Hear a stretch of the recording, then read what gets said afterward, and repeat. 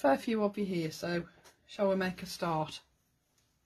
I'll just first quickly run through what we're going to be using and where we're headed, sort of. We're basing today's card on this, but today's card is going to look very, very different, okay? But it's the same sort of setup, but it will look really, really different. So I've still used Lisa's inks. I know it looks really pale, but I've put the ink onto a white base so that it softens all those colours, okay? But today I wanted to do something a little bit different. So that's my card. I'll just put that there, and then I'll quickly just run through what we're going to be using. So we're going to be using the fabulous, brand new, gorgeous Calla Lily, and these are they're just stunning. I mean, they weren't going to be on TV today, but because you've all bought the balloons and the candles and she's hardly got any stock left, poor Lisa's had to find something else to take, as she told you on Friday night. So hence the Calla Lily.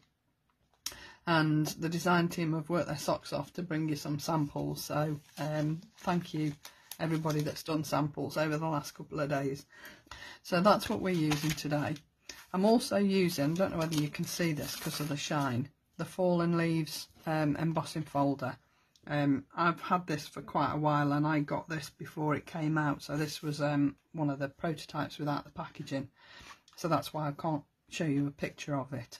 But it's a beautiful folder, and I don't use it nearly half as much as I should, but I'm using it today.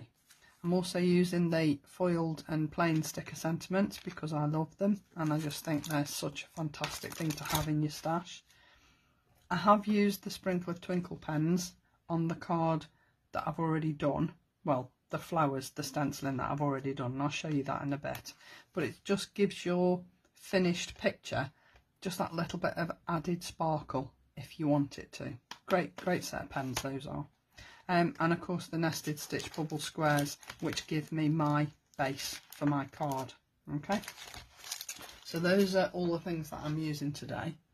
Now before we get started on the stenciling, I just wanted to show you the leaves background. This isn't the finished article, this is just a piece that I've cut. And how I made sure it was the right size was I used the same nested bubble square, well, not the bubbles, just the stitched square, and cut a piece of card, just half a piece of card, because I didn't need the full piece. So I've just cut half, and I know it's going to fit my frame perfectly. Okay, so just a little tip that you can cut half a frame, you don't have to cut a full frame, and that works perfectly.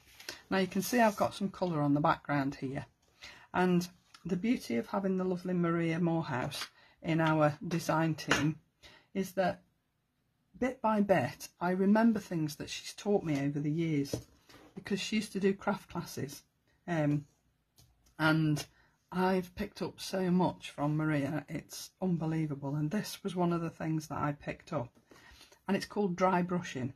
Okay, when you do dry brushing, you're just using a little bit of wax, and you're putting the wax on your brush, and then you're taking most of it off. So that's why it's called dry brushing. Okay, so I'm just going to take a little bit of this green wax. This is the Stamperia wax, because Lisa hasn't got a green at the moment, and I'm just going to do this one first. Now all I'm doing is taking a little bit of the wax on the edge of my brush, and then making sure that I've brushed most of it off. Okay, and then I'm just coming over my embossing, and you'll think that there's hardly anything coming off, but trust me, when you've finished there is quite a bit. Alright, now I've done most of it because it does take a little bit of time, but I just wanted to finish this off. Alright, so I've done the green because I didn't want much green. This bottom bit is going to be like a pink colour. Now I can use Lisa's for this because Lisa's got a beautiful ruby colour, and this is the artist wax that is Lisa's, and it's actually called Ruby, and it is a beautiful colour. You don't need much at all. Now I'm using a very old blending mat, and the reason I'm using an old one is because the stamp area wax will stain your mat. You can get it off, but it's a bit of a pain. So I'm using an old one so that I'm not worried about it. I didn't want to use it on my messy mat. Okay, so then I'm just going over the top of that with my red, and I'm hardly putting any pressure on the brush.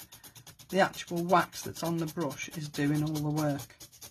Okay, so you can see there that there's colour on the background, but you've hardly done anything. There's hardly any pressure on that, but it gives enough of a look on the background just to lift it a little bit. Right, so because I want it to look like this, a little bit jagged, a little bit different, I don't want it to be a solid line, so I'm actually going to fussy cut up these leaves. Now I have drawn myself a faint pencil line where I want to go, because obviously if you look at this, there are gaps here between this bottom part of the leaf and the next one, and there's another gap up here, but all you need to do is just follow a line. Okay, and because the embossing is so deep on these folders, you won't have any problems following the embossed leaves and cutting them out. Okay, and I just want to do all of it because this is my background for the card that I'm doing today, and I just wanted to show you how quick and easy it is and how effective it looks when you've done it. And because the embossing's deep, it gives you a line to follow without sort of worrying about the fact that you might have gone over the edge, or because you won't, not with these. The 3D embossing on these folders is second to none in my opinion. You know, a 3D folder is a 3D folder. You can't get more 3D than 3D. Now we'll just trim off the little pieces where the leaf has sort of got some shape to it. Okay, so there's my sort of jagged background, and then when I come to put it on my card, if I put this down now, then we can do the stenciling and just can add this stenciling afterwards. Okay, so I'll put my base card down, and I need to get it straight because I'm only going to get one chance. That'll do. Okay, so now I know this is going to fit here, but it's going to give me enough of a difference here that you can see a difference. You know what I mean? There's a definite line where those leaves end. Now you can do that, you can glue that down flat if you want to, or you can 3D it. It's totally up to you. Okay, so I'm actually going to add this flat because I'm going to add my flowers 3D. So I want my flowers to sit above my leaves. Okay. Okay, so let's just put that down, knowing it's in the right place, it's the right size, because you've cut it with the same square that you've cut the background with. Okay, so there's your background, that's the base of your card. So now we're going to do the stenciling. Now the stenciling is a little bit different today because I'm using pigment inks, not blending inks. Now I haven't lost my marbles, but I've done two that I'm going to show you when I've finished this. And the reason I've done two is I wanted to show you the difference. Yes, the blending inks are brilliant for blending, and the pigment inks weren't designed to blend, but they do. And when you're working on black card, the pigment inks will give you a better colour than the blending inks. Okay, so let's start with layer one. Now obviously colour on black isn't going to show up, is it? So you need to give it a base before you can put your colour down. Now I'm actually using a distress ink. It's not an oxide, it's a distress ink, and I'm using Picket Fence because it's the nearest thing to white in an ink pad that I've got. So I'm just going to leave that there, and I'm going to leave this open because I'm going to be using this quite a bit. So these are my leaves, so I'm going to go in with the green.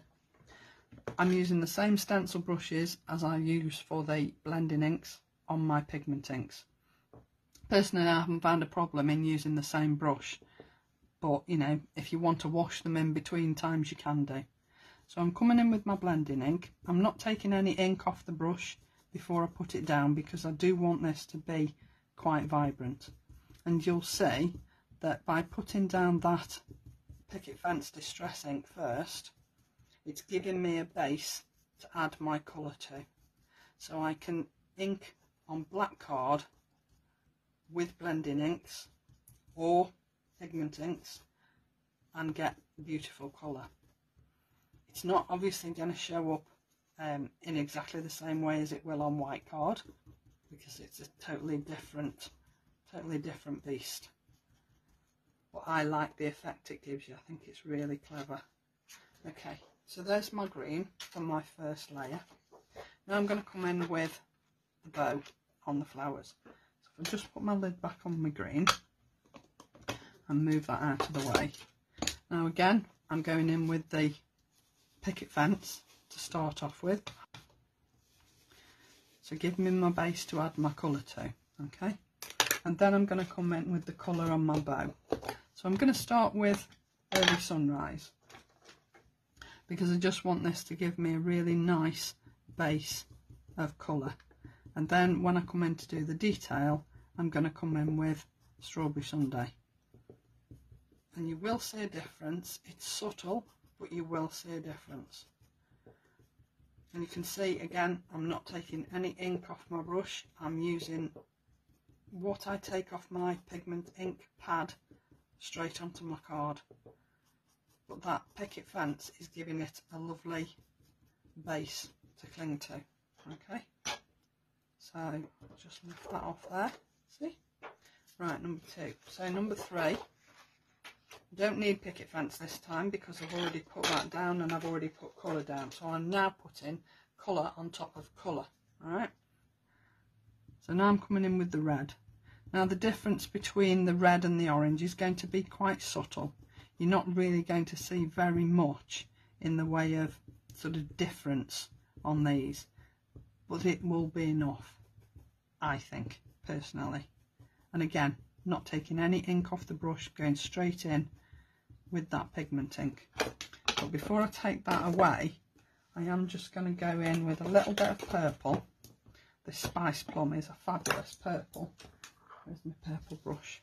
And I'm just going to go in into the middle and out from the centre of that bow, because there's always shadow in the middle of your bow where the folds are, and it's very subtle. You won't really hardly tell, to be honest, but it's enough. It's enough for me, because I can see it and I'm happy with it. All right, so next we're coming on to the flowers, and again back in with my Picket Fence to give me my base to add my colour. So I've put my base down, and then I'm going to come in with Surf's Up. Now you know I like this colour. This is, I think, the best blue. So I'm coming up here and I'm going in, not too heavy, just heavy enough to give me a blue base. Okay, same on all 3 flowers. And again, I'm not taking any ink off the brush before I put it down. It's just brush to paper straight off. But again, it's so quick and so easy, because you can line it up so quickly, and you know that it's always going to be in the right place because of this fabulous peg system. You haven't got to worry too much, have you? So it's going to be a quick job.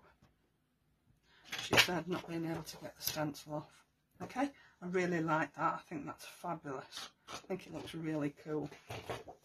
So then we're coming in with our next layer onto the flowers. Now I'm coming in with Deep Ocean. This is a darker blue. Now I'm not doing the whole of the flower on here, alright? I'm just coming up from the base and slightly round the edges, just to give it some sort of shade. So it's not I'm not totally covering what I've already put down. and hopefully when I take the stencil away you'll see what I mean.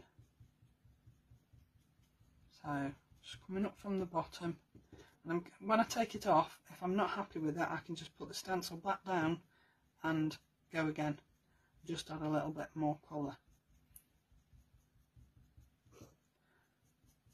But this blue will show up over the top of the other blue. So I'll just have a quick look and see what I think. Yeah, actually I quite like that. I think I'll leave it at that. Okay, so can you see the difference? You might not be able to see it on camera at the moment, but when I pick it up in a minute you will definitely see a difference. Okay, so now I'm coming in with the markings on the flowers and the leaves. Now I'm coming in with cobblestones on this because it gives enough of a difference. There's my grey brush, there we go. Gives enough of a difference to make it stand out, but I really don't think that it's so heavy that it spoils it, because you're doing a dark colour on top of dark colours. I think it really lifts the card, and hopefully when I've just done this bit you'll see what I mean. Now it looks quite a lot of ink. It isn't, it's because it's the pigment ink rather than the blending ink. And the one thing I would say is sometimes the pigments might just stain your stencils a little bit. It's not going to spoil how they work, definitely. Thank you, Deborah. It's definitely not going to spoil the way they work, but just to be aware that the pigment might just stain your stencils a tiny weeny bit. Don't worry about it. In fact, if they do, I would use just a little bit of alcohol blending solution, and if you use a little bit of that on the cloth that you're using, it'll fetch it off, and then you'll be totally back to normal and it'll look great again. I can't remember where I've been and where I haven't now. I think I've done that one. You see how quick this is? Even using the pigments rather than the blending inks, you're still getting a lovely blend on your stencils. I'm just going to lift that up and make sure that I haven't missed any out. I'll just go a little bit heavier over here. Again, because it's dark on dark, I really want these to stand out.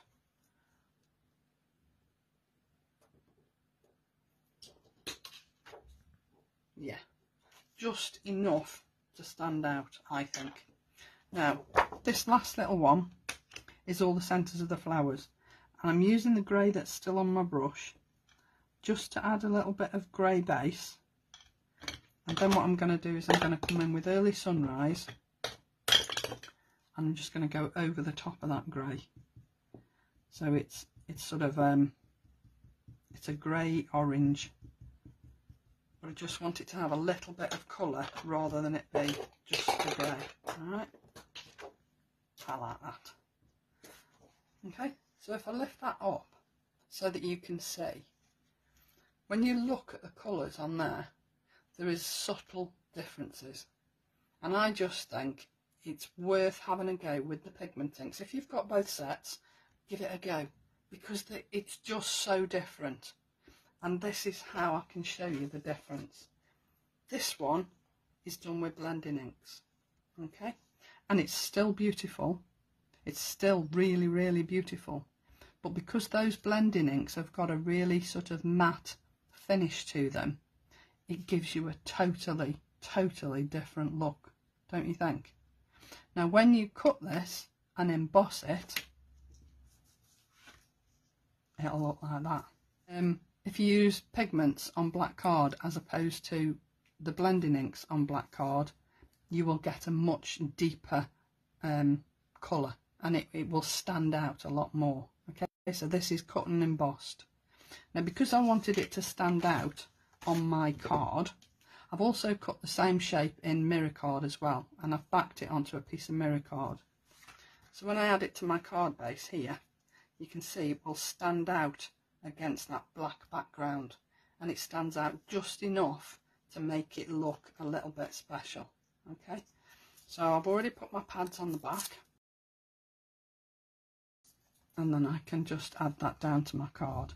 Now I've tried to add it so that this flower fits into this little recess here. I mean, you don't have to, it can sit halfway over if you want it to, but I just wanted it to sort of sit in the shape of the leaves that I've already cut. Okay, now you can see here, this is where I've added my sparkle pen, just to make that bow stand out a little bit more, because even in Pigment, if you look at this one, it doesn't sort of hit you in the face as a bow. It will stand out a little bit more when you've embossed it, but I just wanted it to stand out even more, so that's where I've used Lisa's sparkle pens. Okay, and then as I say, I've used the foiled and plain sentiment stickers for my sentiment. All right, now it's just a case of deciding where I'm going to put that. Now half of it's going on the flower and half of it is going over the leaves, so I'm only going to need double-sided tape, my 3D tape, over one side here, because I can add glue on this side, but then it will be level. All right, like that. So I think that is the perfect place to put my sentiment. I'll just peel that off the back of there, and then it's all going to be on the same level, and it just coordinates. So you see, it's exactly the same style of card, but absolutely totally different. And again, I did the dry brushing on this as well, but you can see how much nicer it stands out on a black card. It would be as good on sort of craft card as well. It would look equally as good on that. Thanks for joining me, everybody. Bye for now.